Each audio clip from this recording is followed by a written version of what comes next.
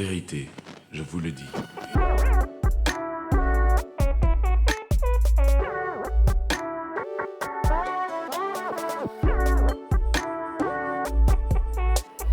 It is like a finger pointing away to the moon.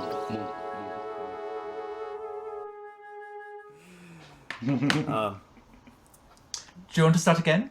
Oui, certainement. Okay. Donc, moi, ma question, c'est... je me demandais, justement, c'est intéressant, toutes ces histoires de noms de famille, d'histoires de famille. En tant qu'historien, est-ce que vous vous êtes posé la question par rapport à votre propre famille? Et jusqu'où vous pouvez remonter dans le temps par rapport à vos origines? Oui. C'est embêtant à admettre, mais je ne suis pas très intéressé avec les origines des Hollandes. Oh non! Mais les origines des Anglais, des Français, les chrétiens, ça c'est différent. Ça, c'est très différent. Ah ouais. Donc, ce qui vous intéresse, c'est l'histoire des peuples et des idées. Je voudrais, pour commencer, je voudrais m'excuser que je vais parler en anglais. Principalement parce que j'ai oublié tout mon français, mais aussi parce que le sujet de mon livre, de les chrétiens, en le traduit en français, c'est compliqué. Et je voudrais m'exprimer avec précision. Et donc, je m'excuse. Aucun problème. Non, il n'y a pas de problème. On apprécie beaucoup l'effort qui est fait de votre part déjà, de ta part, puisque tu préfères qu'on te tutoie, pour parler français. Eh bien, précisément, alors, Tom Holland, pour te présenter, donc tu es donc historien. Et donc j'ai compris que tu as commencé ta carrière dans les milieux académiques à l'université, mais tu as continué ensuite à devenir un vulgarisateur pour faire comprendre l'histoire. Ça c'est très français, vulgarisateur. Oui, c'est ça, Oui. un vulgarisateur. Et puis voilà, tu t'es fait connaître par... c'est ça, rendre les choses vulgaires. J'espère. Oui, c'est ça. Non, c'est flatteur, en français.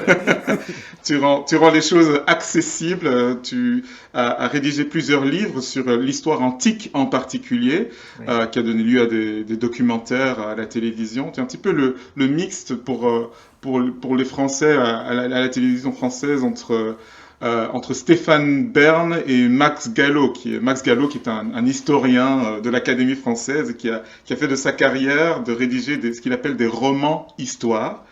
Et donc, une des raisons principales pour lesquelles on a l'honneur de t'avoir, c'est pour un de tes tout derniers ouvrages, en fait le tout dernier ouvrage, qui est ce qu'on appelle en français un livre fleuve, parce que c'est un ouvrage très fourni, plus de 400 pages, c'est quand même impressionnant, qui s'intitule en français « Les chrétiens », donc qui a été écrit en anglais.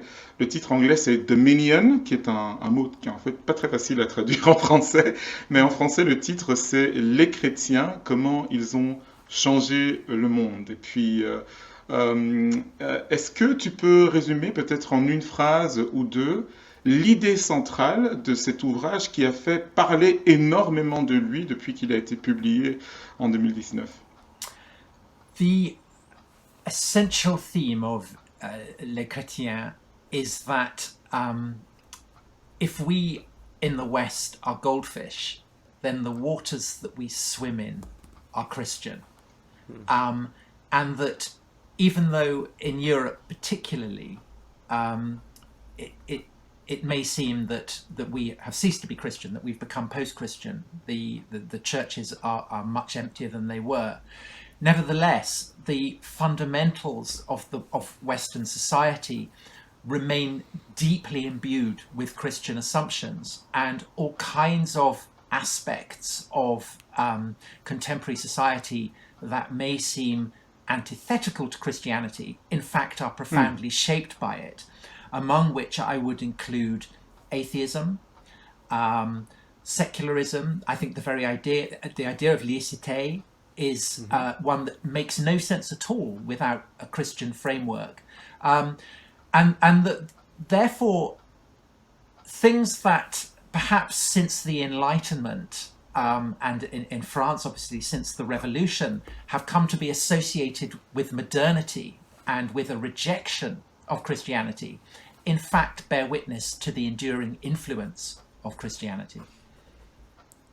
C'est intéressant, c'est très paradoxal comme idée parce que on a tendance à s'imaginer, en particulier depuis la Révolution française où on a voulu abattre l'ordre ancien, l'ancien régime, qui était basé sur la suprématie de l'Église et de la religion chrétienne en particulier dans la société, ainsi que la royauté la monarchie pour ce qui concerne la France. On a quand même plutôt l'idée que depuis la fin du XVIIIe siècle, certainement en Europe, dans les pays francophones, les sociétés modernes ont tourné le dos à tout ce qui concerne la religion et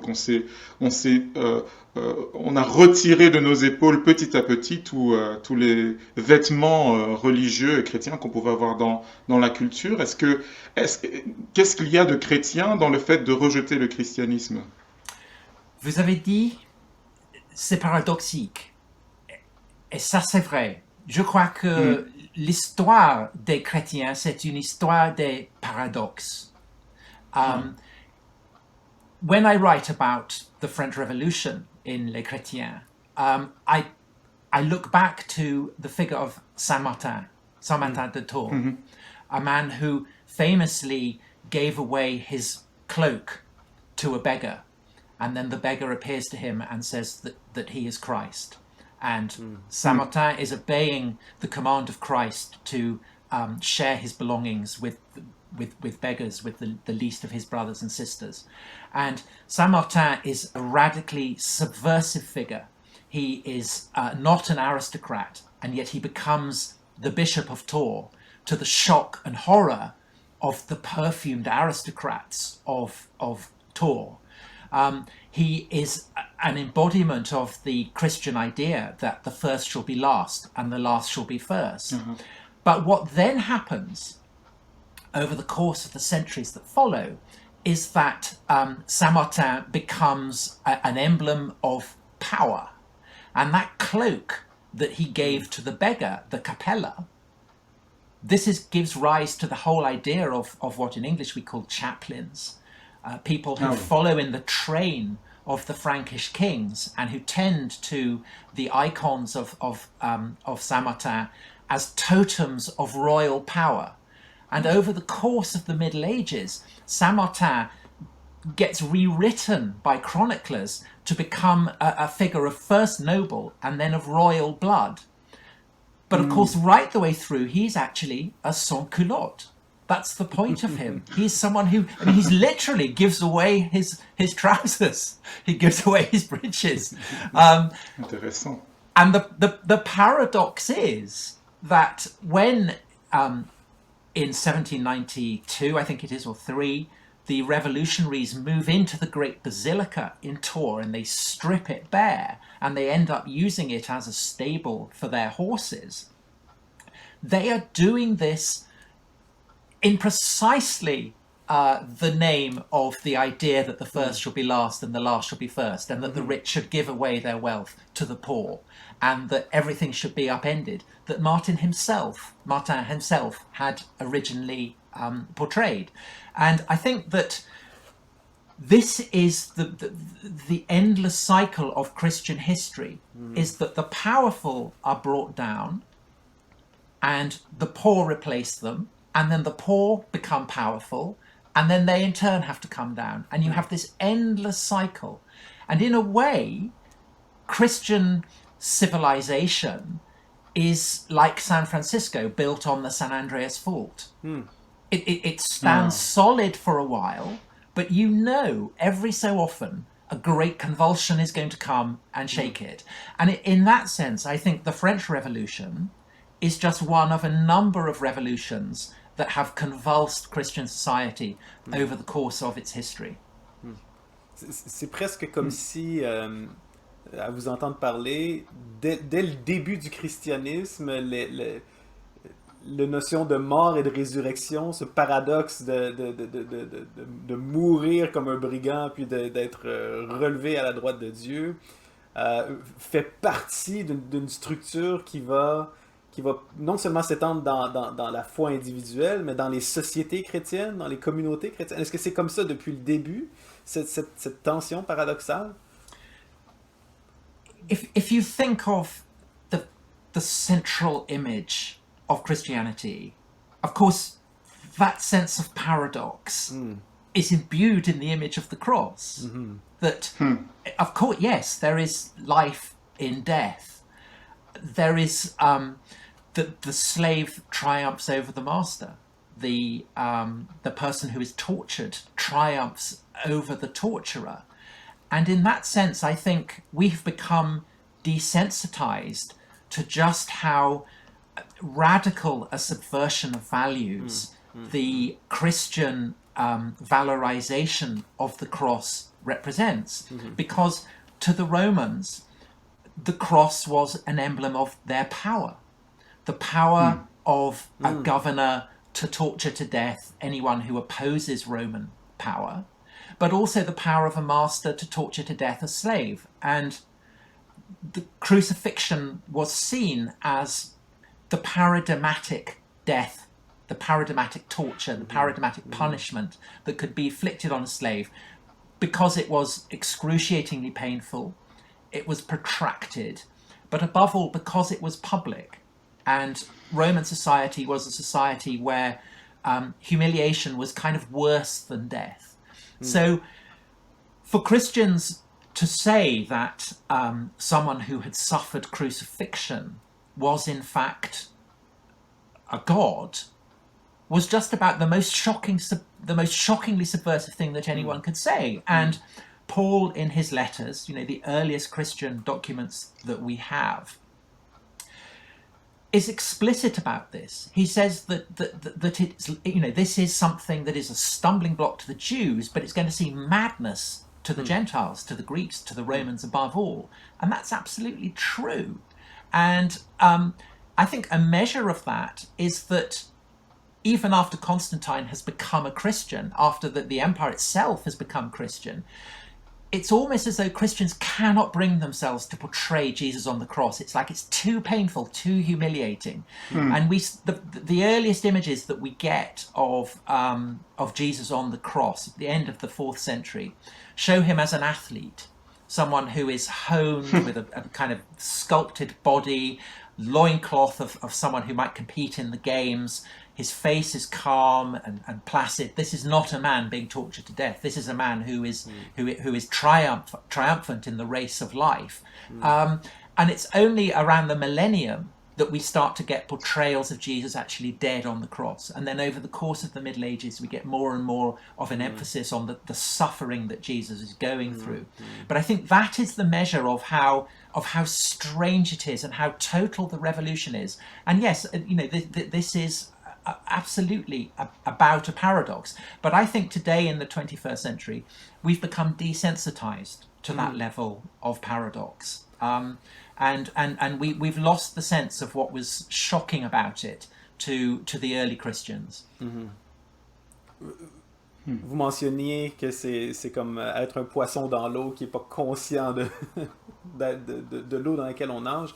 Mais est-ce que vous ne trouvez pas qu'il y a aussi quelque chose d'ironique dans le fait que c'est au moment où on dirait que le christianisme redevient une foi marginalisée, ou en tout cas sort du centre de la société pour être replacé dans les marges, est plus vu nécessairement comme un adversaire dangereux par le projet moderne, qu'on peut se réapproprier ou redécouvrir le christianisme à l'extérieur des anciens débats là, qui ont ponctué la période moderne. This is a complicated issue because it's in France that the idea of the secular is completely fundamental to the understanding of the state.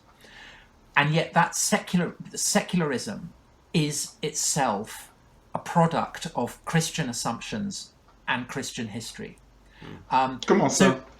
Okay, so if you look at the two words, so laicite, what does that come from? It comes from a Greek word laos, which is used in the church to mean the people of Christ, the people of the church.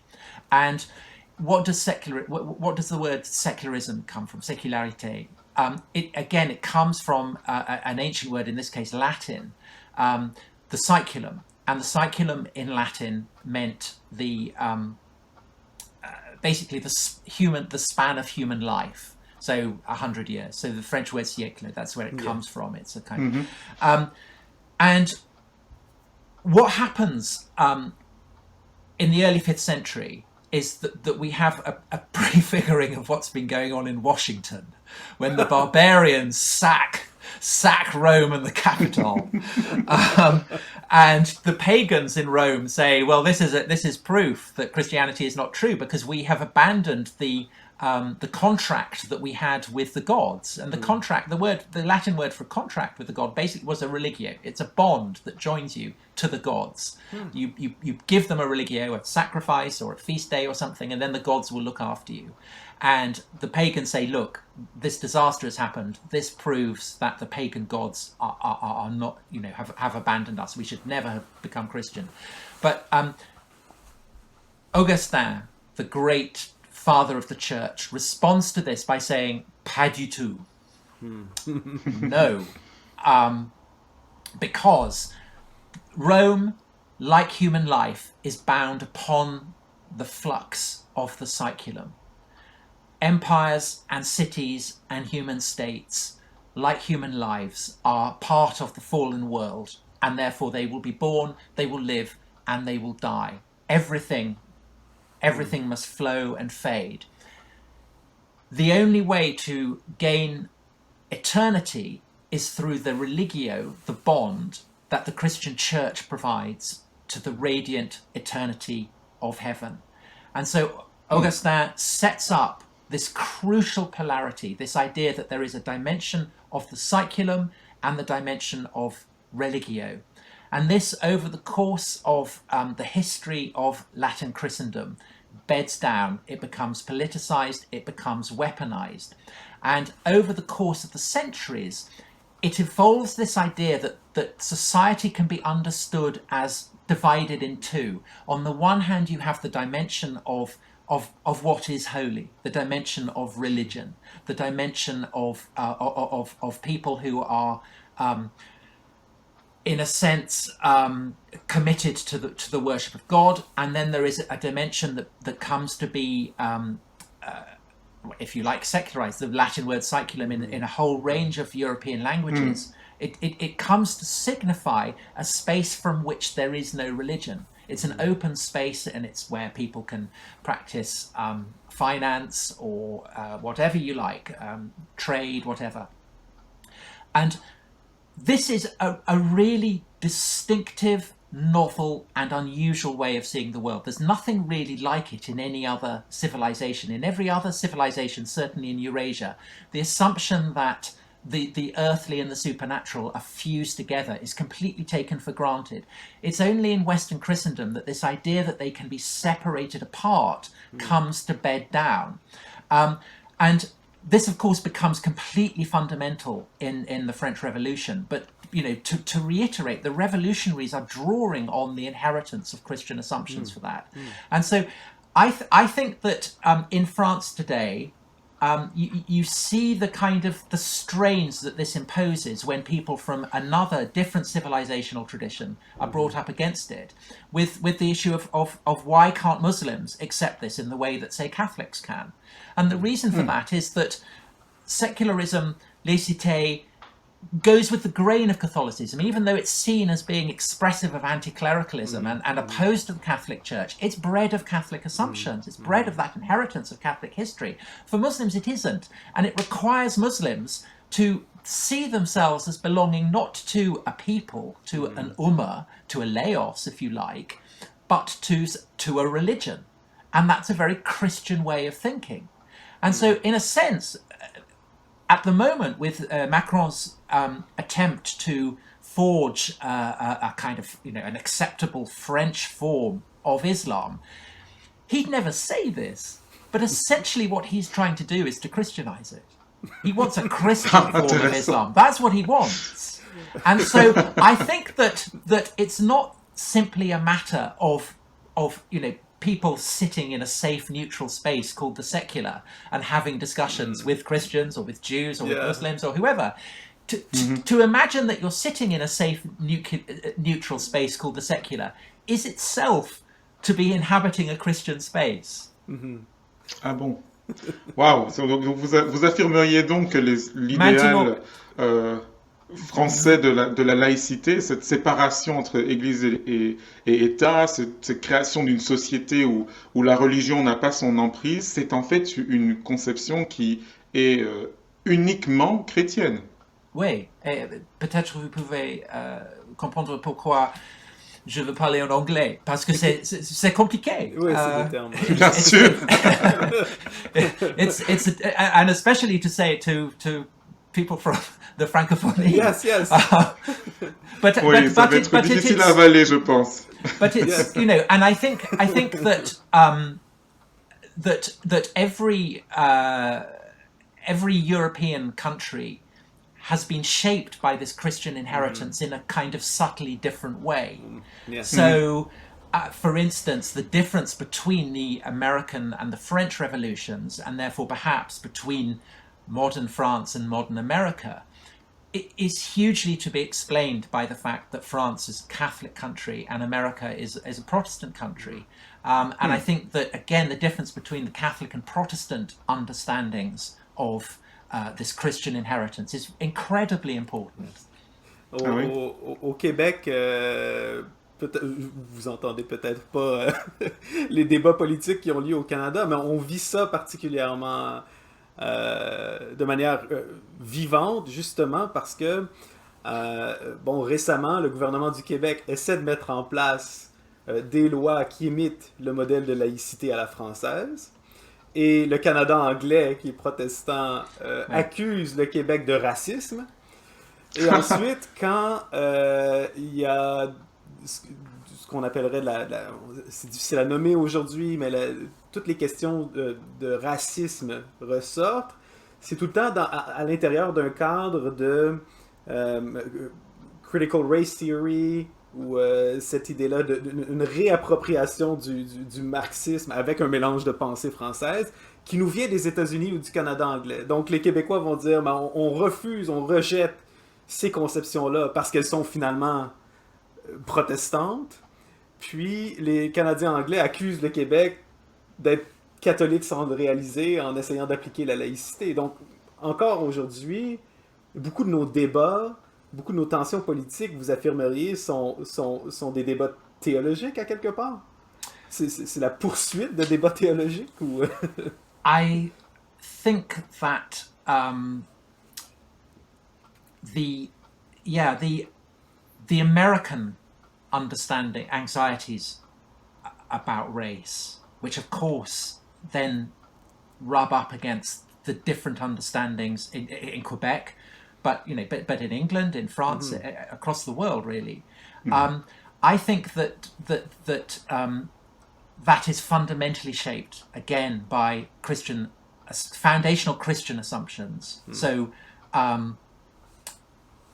the idea that all human beings have an equal value is actually not an obvious one. Most I think it's kind of far more natural for humans to identify very strongly with their own kind, their own group, and to regard out people who seem different with hostility or suspicion. The fact that Christians, by and large, feel obliged to recognize a commonality across the entire span of humanity is kind of unusual, and it derives from the Jewish scriptures, from the idea in Genesis that God creates human beings equally in his image. And that gives to every human being an incredible value. We are created in the image of God. That's an amazing kind of conceptualization. Because it gives to the idea of the human an incredible dignity. And then, of course, in Paul's letters, he famously says that there is no Jew or Greek. There is no slave or free. There is no man or woman. So in Christ, he says. But foundational there, like a kind of depth charge waiting to go out, is the sense that if there is no Greek or Jew, so presumably no black or white in Christ, then why should that not be the same in society generally, in the interaction of human beings in the world?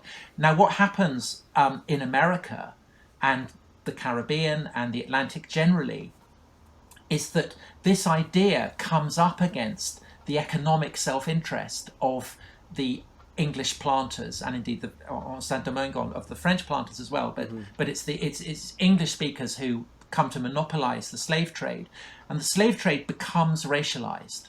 And this rubs up very powerfully against this kind of fundamental Christian teaching that all human beings are created equal. And there are attempts by Protestant theologians in the Anglo-American world to justify this racism in biblical terms, but it doesn't really work. And so it fuses with a distinctively Anglo-American understanding of the role of the Spirit, and this is a kind of a radical form of Protestantism that you get with Quakers, that you get with Baptists, that you get with kind of dissenting Protestants, and they think that you read the Bible and it's not the word on the page, it's how the Spirit inspires you to understand the word on the page. And this matters because, of course, notoriously in the Bible there is no prohibition against slavery. But Quakers and then evangelicals over the course of the 18th century come to think that the Spirit has revealed to them that slavery is a moral evil. And this is rooted in the idea that racism is a moral evil. And it culminates, first of all, in Britain with the abolition of the slave trade, then in the wake of the Napoleonic Wars, an attempt by Britain to ban the slave trade and to get the continental Catholic powers to sign up to this as well. Then a continuing campaign in Britain to abolish slavery full stop in the Caribbean. And then, of course, it results in civil war in the United States. But what has happened since then, I think, in more recent times, is that because the role that Christianity played in abolitionism was counterpointed by a role that it played as the religion of the people who had done the slaving, who had owned the slaves, who had been the racists, Christianity itself came to seem complicit in power. And so the contrast, so with Martin Luther King, he is... he's a Baptist preacher. He's named after the founder of the the Protestant Reformation.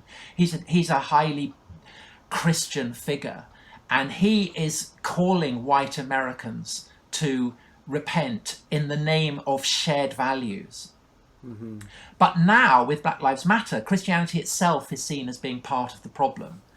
But what I would argue is that the reason that Christianity is condemned is for deeply Christian reasons. Christianity is condemned because it is seen as being hegemonic. It's seen as being implicit in racism and hierarchy and imperialism.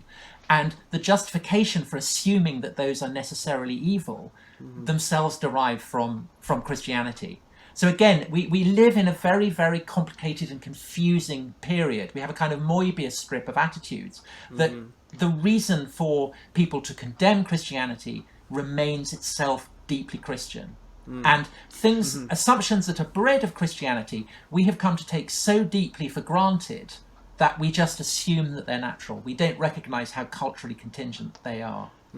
Mais à entendre ce que tu dis, on a l'impression qu'il est presque impossible de réfléchir à des avancées sociales si on s'extrait on va dire de l'idéologie chrétienne, même qu'elle soit confessionnelle ou qu'elle soit un peu sécularisée, on va dire, que ce sont toujours des valeurs chrétiennes. Mais qu'est-ce que tu répondrais aux personnes qui disent non, mais on n'a pas besoin de faire référence à ces valeurs religieuses ou spirituelles, on peut s'aider simplement de la raison. Donc, certes, c'est vrai, dans les années 50, Martin Luther King aux États-Unis était un chrétien qui parlait à des chrétiens, et donc la société comprenait ce qu'il disait, mais dans les années 60, dans les années 70, la révolution culturelle qu'il y a eu en Occident, elle était basée sur des thèses tout à fait sécularisées, athées, matérialistes, et jusqu'à aujourd'hui, la demande de droits pour les homosexuels, par exemple, ou les droits des réfugiés, ou aujourd'hui, de nos jours même, le fait de transcender les catégories de hommes et femmes. Tu vois, toutes ces demandes d'avancée sociale se vont de façon purement, on va dire, humaniste et rationnelle. Pourquoi est-ce qu'il faut nécessairement voir le christianisme dedans? Yeah, I think that the 60s were a revolutionary period comparable to the first decade of the Reformation. And I think that it won't surprise you to hear that I think that they are a profound recalibration of a reformation, if you like, of Christianity, that takes deeply Christian elements and has kind of expressed them in ways that often seem very anti-Christian. And I think the context for the 60s is the attempt by people in the West to come to terms with the Nazi legacy. Because fascism was really the first attempt by a Western state, really since Constantine, to repudiate not just confessional Christianity, but the foundational ideology of Christianity as well. And I would say that the two core principles of Christianity are the idea that, you know, there is no Greek or Jew, that we are all created equally in the image of God, that we all have a shared dignity, and the idea that we talked earlier, that the slave will overcome the slave driver, that the first shall be last and the last shall be first. Now, the Nazis powerfully repudiated both those. Of course, they thought that Jews and Greeks were different. And they thought that so passionately that they ended up committing genocide against the Jews. And of course, they thought that the strong should prevail over the weak, and that to suffer the weak to live was a sin, was an evil. Now, coming out of that, Europeans and Americans were so traumatized by that in a sense they no longer needed Christianity. Because whereas in previous generations, when people wanted to know what was morally right, they would say, what would Jesus do? And then they would do it. Since the 60s, people in the West have tended to, when they want to know what is right or wrong, have tended to say, what would Hitler do? And then do the opposite. Now, c'est presque une inversion du satanique. Hitler est devenu la figure de Satan. Yes, so Hitler is Satan, Auschwitz is hell, the Nazis are the devils. And in his famous parable, Nietzsche says that God is dead, but that his corpse is in a cave and that the shadows cast by that corpse will continue to flicker. I think that our dread of the Nazis, the way in which we are ready to call anyone we disagree with a Nazi, is that flickering of the corpse of God, because we condemn the Nazis for Christian reasons.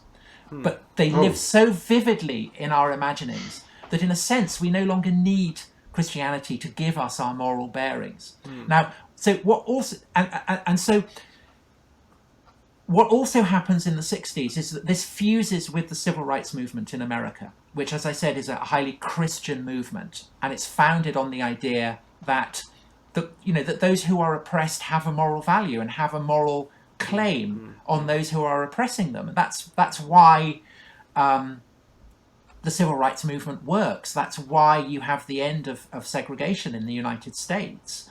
But what happens in the 60s is that you have other people who have historically suffered oppression. So women and gay people being two obvious examples. And they pick up on the example of the civil rights movement, this very Christian movement, to say, well, what about it? You know, women to men, we have suffered subordination.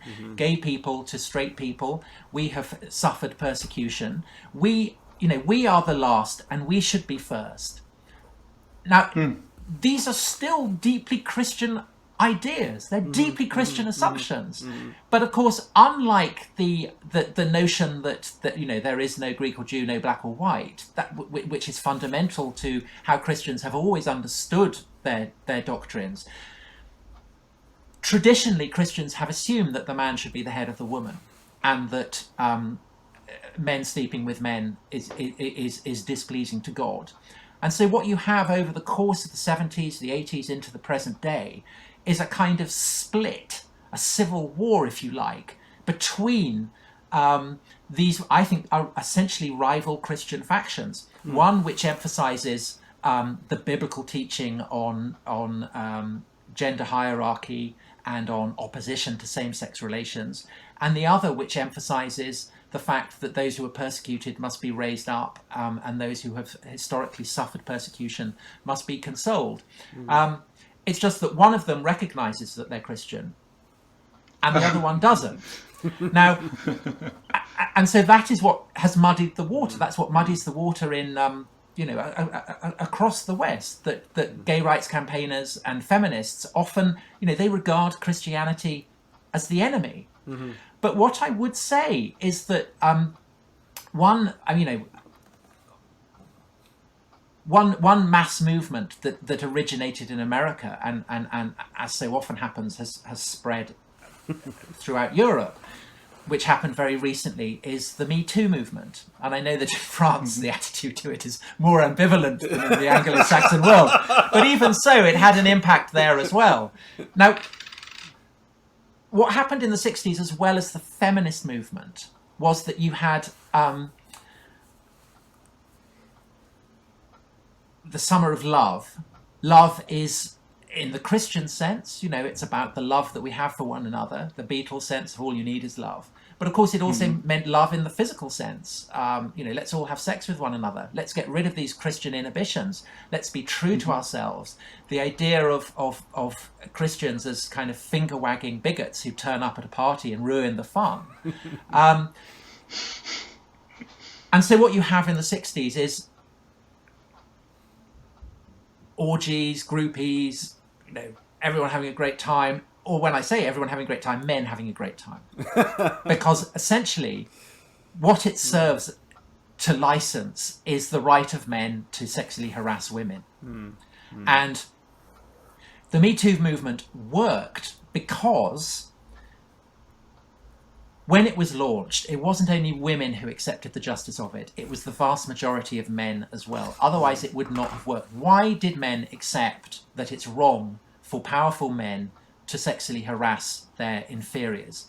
The reason for that ultimately goes back to Christianity, and I think specifically to Paul, when Paul says that the only acceptable sexual relationships between men and women are those that replicate the relationship between Christ and his church. And if Christ is the man and the woman is the church, then men have to behave as Christ would behave. And that means not sleeping with groupies. It means not sexually harassing the receptionist. It means not jumping your inferiors. It means behaving chastely and soberly and respecting the physical bodies of women and indeed of men as well, of all your inferiors, as being sacrosanct, as being something that is holy like the church.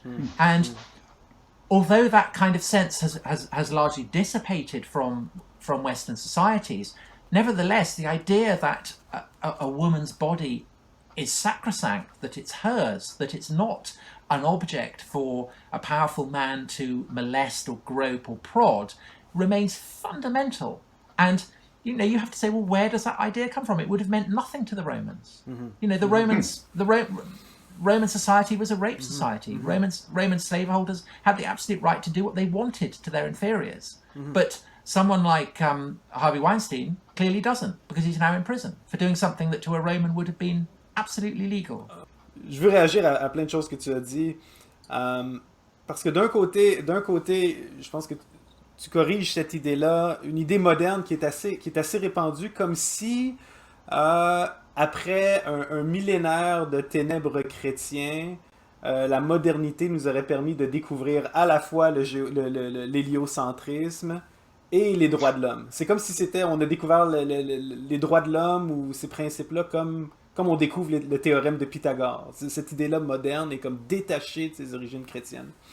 Mais en même temps, tu mentionnes les nazis, puis ce qui est intéressant, je ne suis pas historien, mais il y a quand même quelque chose d'intéressant avec Wagner, puis une réappropriation des origines gothiques, païennes de l'Europe, Nietzsche qui va avoir un différend avec Wagner. On ne peut pas accuser Nietzsche d'être nazi, mais il y a quand même cette réappropriation ou ce rejet des valeurs chrétiennes comme des valeurs d'esclaves.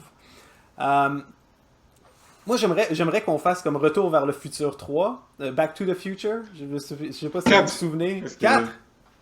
Oui, il y a 3 épisodes de Retour vers le futur. Celui où Biff retourne dans le passé avec l'almanach du sport. Biff c'est Trump, non? Oui, exactement. Biff c'est Trump, oui, exactement. Et ça, c'est Retour vers le futur 2, où ce qu'il se rend compte, il retourne en arrière, et là, le futur est différent. Et admettons que, Jésus meurt à la croix, puis ses disciples ne rencontrent pas de Christ ressuscité, se dispersent, puis le mouvement, comme plein d'autres mouvements, disparaît après quelques semaines, quelques mois. À quoi je sais que c'est une grosse question impossible à répondre, mais à quoi ressemblerait le monde d'aujourd'hui soustrait de cette influence chrétienne-là? Yeah, I think the best way to imagine what a world without Christianity would look like in say, the Mediterranean would be to go to India. And in India, you have a land full of shrines to gods that have been worshipped for thousands of years. And the worship of these gods has evolved into incredibly rich and sophisticated philosophies. And I think that is pretty much what the Mediterranean world would look like. There would still be the shrines to the ancient gods, and people would worship them as people in India worship Ganesh or Vishnu. But there would also be, I'm sure, philosophies like Stoicism, which are certainly influential on Christianity. Platonism is influential on Christianity as well. That these philosophies would have fused and created new forms, and they would have been appropriate to the globalized world of the Roman Empire. I mean, this is assuming the Roman Empire doesn't fall, of course. So you're but I think that it would be a world in which the Stoic tradition of the universal has not fused with the Jewish tradition, and so it's not one in which the idea of a common shared human dignity rests in the idea of an all-good, all-powerful, loving God.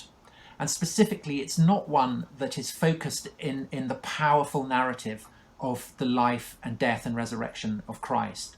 And I think that the fundamental truths of Christianity, as they have expressed themselves over the course of history, have been at least as much vested in narratives and stories as in abstract theology or biblical commandments. It's in narratives like the Good Samaritan.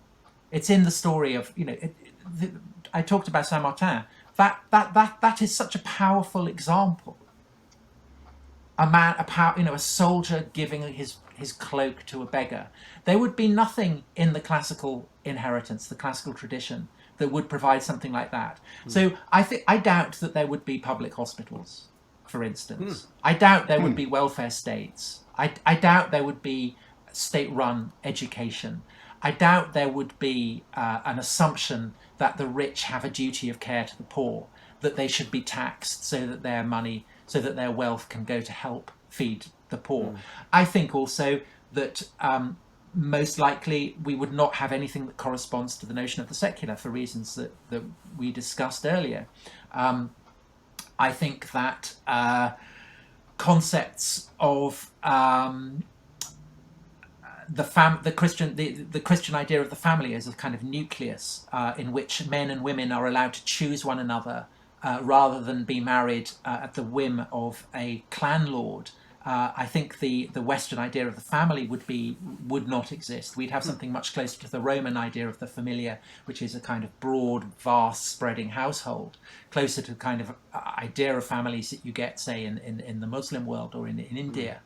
I think that we would not have the concept of science, a word that in English only appears in the 19th century and is ultimately bred of the idea that the world can be explained in terms of universal laws that operate at all time, and which derives from the kind of distinctively Christian idea that there is one God who has fashioned everything and who provides an explanation for everything within the cosmos, and yet that this all-powerful God is willing to submit himself to covenants, submit himself to laws, and so therefore bind his omnipotence within the framework of laws that he himself has decreed, and that therefore it's possible for human beings to look at the cosmos and to try and work out what these laws are. And it's that understanding that generates what by the 19th century comes to be known as science. So I doubt we would have that category of science. And I think pretty much... That's a big thing to say. Ça, c'est quelque chose d'énorme à dire, parce que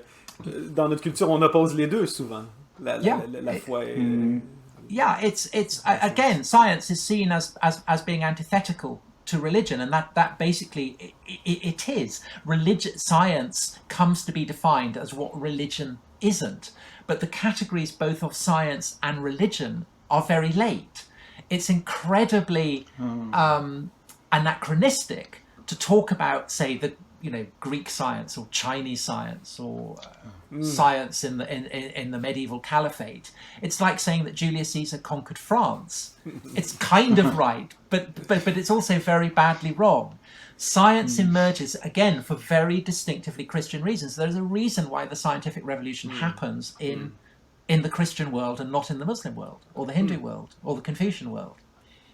Est-ce que cette recherche, c'est plus de 400 pages qui ont été rédigées, est-ce que tu l'as faite en tant que chrétien? Est-ce que tu étais à l'affût des signaux chrétiens au fil de l'histoire, ou est-ce que c'est quelque chose que tu as découvert au fil de tes recherches?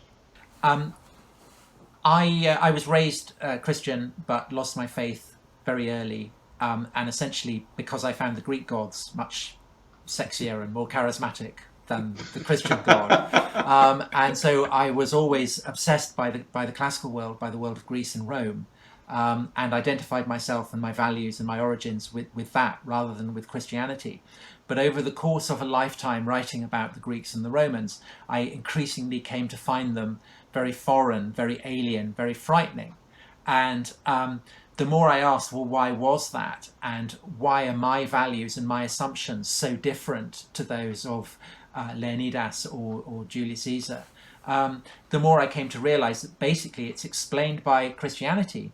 And I wrote Les Chrétiens as a kind of pilgrimage, I guess, to find out where exactly my ideas come from. How far back can I trace them? If I look at ideas such as human rights or secularism or the idea that all human beings are created equal, where does the thread lead me? And it became very clear to me that it leads way back beyond the Enlightenment, back through the Middle Ages, and ultimately to Christianity, which is this cuckoo in the nest of the Roman Empire.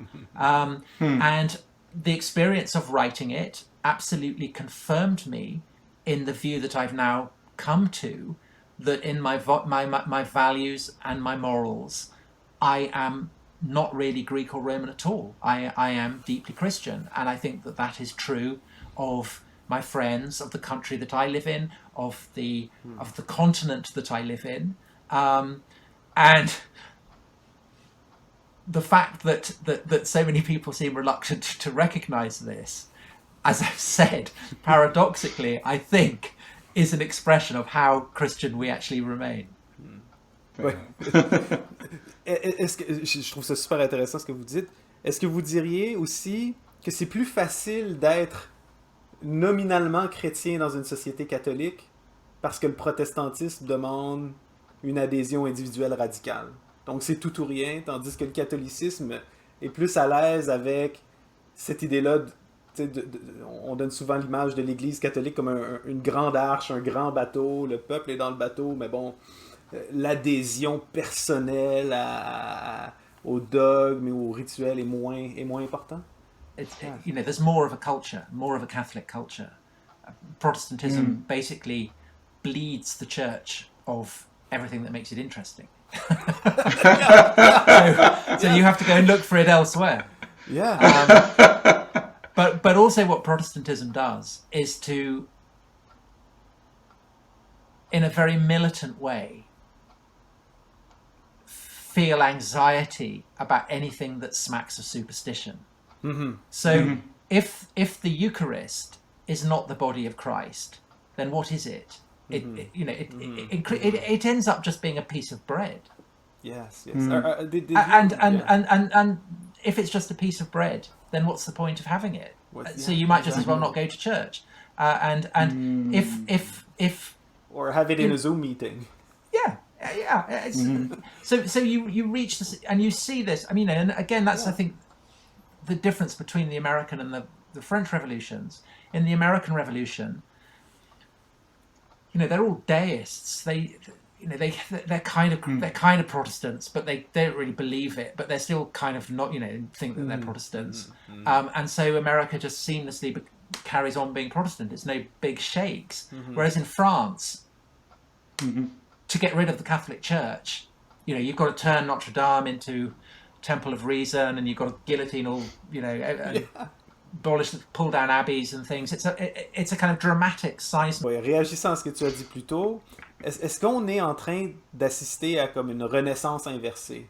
Dans le sens où la Renaissance était une redécouverte des racines classiques romaines, gréco-romaines qu'on avait perdues. Puis là, tout d'un coup, il y a comme une genre de redécouverte d'où on vient. Est-ce que vous voyez en ce moment ou dans l'avenir une forme de renaissance chrétienne inversée où on redécouvre les ruines d'un christianisme qui a été enterré sous les siècles? Well, I am not sure about the future, but I guess there are three possibilities, and one is that secular humanism, laicité, liberalism, whatever you want to call it, has become self-sustaining, and so it doesn't need Christianity to put fuel in its rocket boosters, and it will just carry on. The other alternative is that you do need Christian. You, as Nietzsche said, you can't have Christian values without Christian faith, and that once the theological underpinnings of Christianity have gone, the beliefs and values, the values will go as well, and the inoculation effect of Nazism is wearing off, and so you will start to get more nationalist, racist perhaps, contempt for the poor, the values that have been nurtured by Christianity but which perhaps don't come naturally to people, will be given a greater free rein. And I think that the past decade we've seen hints of that happening. I think that in the past hours. Yeah, in the past few hours, exactly. Yes, absolutely. And the third option is that, which is certainly the option that the course that I've taken, is that people will come to realise, where their values and assumptions come from, and to recognise what a rich resource Christianity is, and that's pretty much where I am now. I want to believe now. En arrivant à cette discussion-là, moi, c'est quelque chose qui me travaillait. J'ai vraiment été assommé, surpris par votre livre l'an dernier. Audible me disait que j'ai commencé ça le 1er janvier 2020. C'était bon pour l'année. Mais je vois en vous une figure similaire à Jordan Peterson. Je ne sais pas si vous avez entendu parler de Jordan Peterson. Sans dire que c'est pareil. Mais pour les chrétiens, c'est comme on a du monde qui arrive de l'extérieur de la tradition, d'une certaine façon, qui ne se réclame pas du christianisme, et qui non seulement le décrivent d'un angle nouveau, lui d'un point de vue historique, vous d'un point de vue, lui d'un point de vue psychologique, jungien, symbolique, vous d'un point de vue plus d'historien, d'histoire des idées, mais c'est beaucoup plus que du confirmation bias pour des chrétiens. C'est beaucoup plus que de dire « Ah bon, ben voici des gens séculiers qui sont d'accord avec nous. » Mais c'est des gens qui, de l'extérieur de la tradition, nous permettent de se réapproprier ou de redécouvrir des aspects de notre foi qu'on avait un petit peu perdu. J'entendais une de vos entrevues dans un podcast récemment où ce que vous critiquiez, par exemple, la réponse de l'Église ou l'absence de réponse de l'Église dans la dernière pandémie comparée à sa réponse historique. Comment est-ce que vous vivez ça, le fait d'être devenu un genre de voix prophétique qu'on appellerait à l'intérieur de l'Église ou de vraiment de vous... J'imagine que vous imaginiez pas rentrer dans ce genre de rôle en amorçant ce travail-là. You know, there are many routes to God, many paths to the summit, and I have found since I wrote the book that obviously there are lots of people who basically accept, you know, who agree with me, but have arrived at that position with, you know, in their own ways. And yeah, I'm not familiar with Jordan Peterson's work, but enough people have said that, you know, there are similarities that perhaps I should become familiar with him. But not as much as in the work, but as in the phenomenon of because it's very uncomfortable for us to read a book like Dominion. Is it? It is because well, in a way it's comforting but it's really uncomfortable because it's not within the categories of Christianity. Like and that's what's revealing about like you have a revealing work in a sense that I think you bring a different light that lights this house we're in a way that we'd never seen before. I think it's in part because two things I think have been very influential.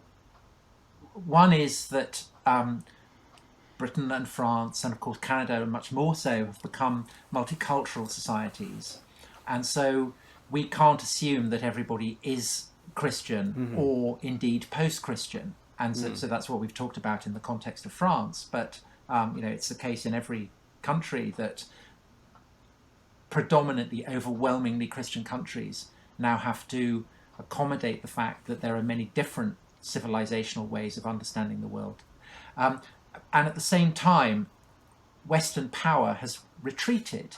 And the conceit for people who lived in the West for 300 years, basically, has been that their values are universal.